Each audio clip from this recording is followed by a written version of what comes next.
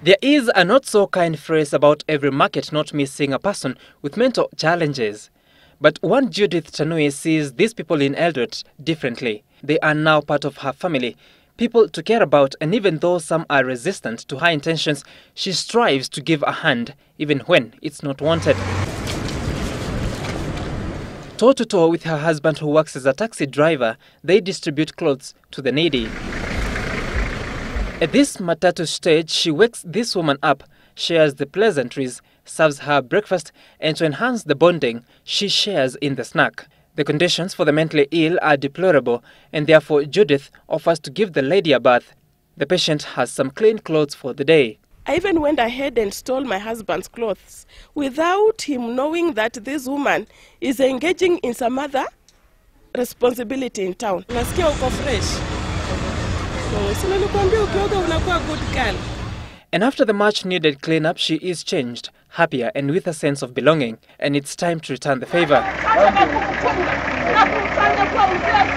Judith continues with her mission. She prays for this man and convinces him to have a shave. If the man does not accept me to shave the hair, then I must take them to the kinyosi and shave the hair. I have to part with 50 shillings. This lady is not too forthcoming at taking a shave. She treasures her strands.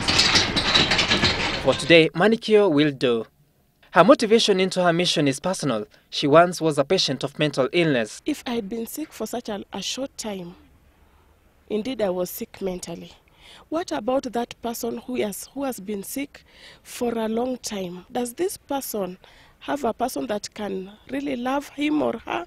Or does she still have somebody who has to hang around with him or her, making this person to feel comfortable in life? Her source of income is this book she wrote to inspire the hopeless, herself a conqueror of the illness.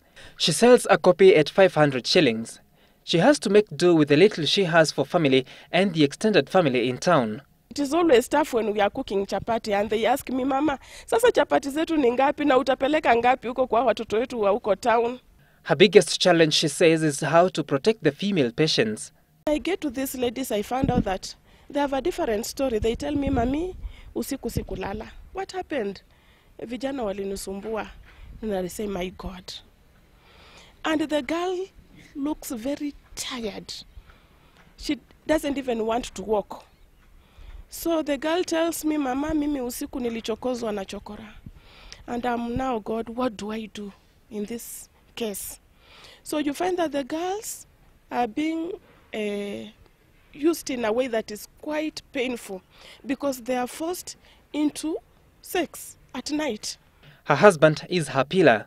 At first to me it was so challenging, like anybody else, like you and me, could find that it is not attainable in any way. In her mission, though, she has been a victim of negative energy. I've been questioned by most of the people, and they are telling me, Mama, si nyinyi ndio mama mnajifanyanga hapa kumbe mnabeba madawa za kulevya. And I'm so calm before them and give them time so that they can accuse me well. But so far so good. Sijaletewa polisi bado. Watu tu wamesema tutaleta polisi achunguze. It is something she has to do every day, but every moment is an emotional connection. The most painful part of it is not when I meet them, but when I want to tell them goodbye. Now, goodbye. I have to go home to my place where I'm living with my family.